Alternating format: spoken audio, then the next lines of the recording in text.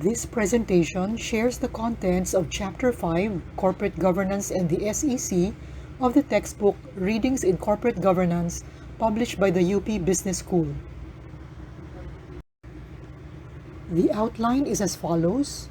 First, evolution of the Philippine Code of Corporate Governance, focusing on the evolution of the definition of corporate governance, followed by the Corporate Governance Manual, also corporate governance policies and programs, committees, charters, also a focus on independent directors, and then finally disclosure and transparency. We have concluding remarks regarding challenges in Philippine corporate governance.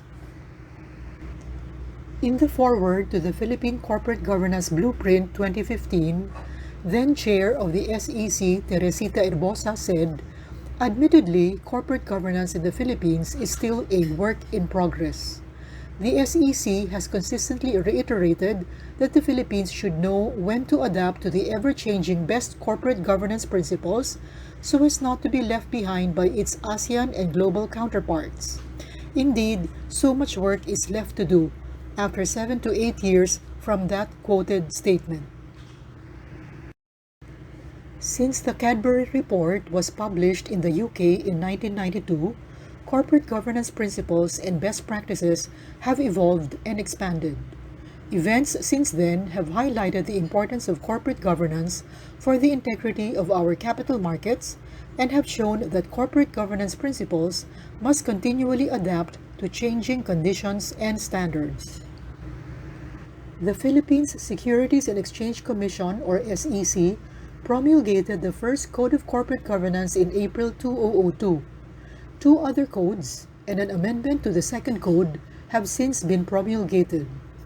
The 2002 Code defined corporate governance as a system whereby shareholders, creditors, and other stakeholders of a corporation ensure that management enhances the value of the corporation as it competes in an increasingly global marketplace. This turned out quite problematic and drew heavy resistance. Given that stockholders are the proprietors of corporate interests and therefore are the primary beneficiaries thereof, there was adverse reaction to the idea that creditors and other stakeholders had a say in the management of the corporation. Thus, the definition of corporate governance in the second code, issued in 2009, became the framework of rules, systems, and processes in the corporation that governs the performance by the board of directors and management of their respective duties and responsibilities to the stockholders. By the 2016 version, corporate governance was defined as a system of direction, feedback, and control using regulations, performance standards, and ethical guidelines to hold the board and senior management accountable for ensuring ethical behavior, reconciling long-term customer satisfaction with shareholder value to the benefit of all stakeholders and society. The language of the first two corporate governance codes was couched so as not to be seen as mandatory. The word may was mostly used instead of the word shall. The oft-repeated statement by SEC officials at the time was that corporate governance best practices are not rules-based. Their adoption is voluntary. But while adoption of corporate governance best practices was to be on a voluntary basis, all covered corporations were mandated to adopt a corporate governance manual, which must be submitted to the SEC for evaluation to determine compliance with the code. Most publicly listed companies promptly adopted the model manual, in many cases without a full understanding of what was expected in order to be deemed compliant. There was a perception that by requiring corporations to adopt a corporate governance manual, the SEC forced them to impose obligations on themselves. It did not help that the 2002 Corporate Governance Manual contained provisions that were difficult, if not impossible, to measure. Among them, the additional qualification of assiduousness for directors. The SEC did not publish a model manual for the 2009 Corporate Governance Code. Companies scrambled to draft a manual consistent with that code. Most companies simply reproduced the provisions of the code but transformed it into a manual. As it turned out, this was a good decision. On screen is just a concrete example of an integrated manual of corporate governance into 2017. We now move on to corporate governance policies and programs. Some of the more important ones are Code of Business Conduct and Ethics, Board Charter, Policy on the Training of Directors, Board Diversity Policy, Remuneration Policy, and so on and so forth. Please just refer to the slide.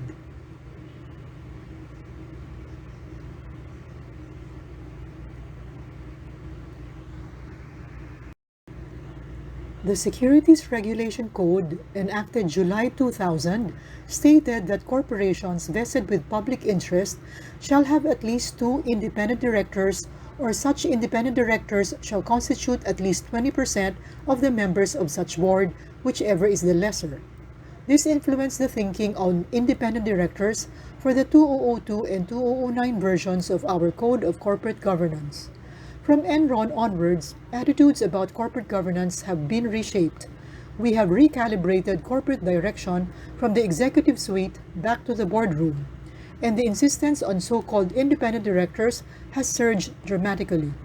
By the 2016 version of the code, the definition of independent director is a person who is independent of management and the controlling shareholder and is free from any business or other relationship which could or could reasonably be perceived to materially interfere with his exercise of independent judgment in carrying out his responsibilities as a director. Recommendation 5.1 says the board should have at least 3 independent directors or such number as to constitute at least 1/3 of the members of the board, whichever is higher. This slide shows and compares across the 2002, 2009, and 2016 versions references to qualifications of independent directors, the role of non-executive directors or NEDs, and the attendance at board meetings.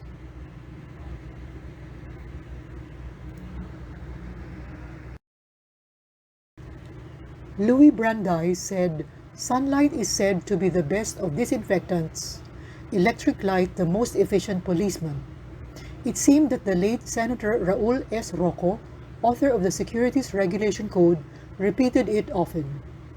Louis D. Brandeis was an American lawyer who served as an Associate Justice on the Supreme Court of the U.S. from 1916 to 1939. He fought against monopolies and oversized corporations. The quote was made in the context of the Great Depression and the turmoil in the global financial markets of the 1920s. It was also made in the context of President Roosevelt's great reform programs that eventually led to the passing of the Securities Act of 1933, the Securities Exchange Act of 1934, and the creation of the US SEC.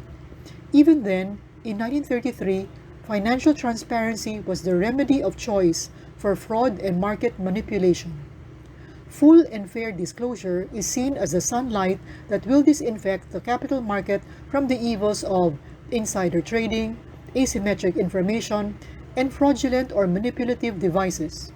Indeed, full and fair disclosure may be said to be a linchpin of the capital market, for it is that part of the system that makes it possible for the system to operate. In the Philippines, there are a number of laws and regulations pertaining to disclosure. Under the SRC, issuers of securities are obligated to file annual reports and quarterly reports, referred to as structured disclosures, which contain detailed information about the issuer, publicly listed corporation, and its business and finances, including the audited financial statements that are compliant with the PFRS and the SRC Rule 68, which refers to the SEC Form 17-A. Winding down, corporate governance in the Philippines has come a long way since the concept was first introduced, at least in the 2002 Corporate Governance Code. But there is a fundamental question to be addressed. Is compliance with corporate governance best practices mandatory or voluntary? Another concern is the perception of over-regulation, which seems to persist. An optimal corporate governance regime is said to be a hybrid one, in which the adoption of best practice guidelines is voluntary, but disclosure of corporate governance practices is mandatory. Challenges for sure remain in the areas of recruitment of independent directors, board diversity, term limits and therefore age limits, number of allowable other directorships, disclosure and transparency, increasing the public float to reduce the expropriation of minority shareholders by majority stakeholders, and many others. Thank you.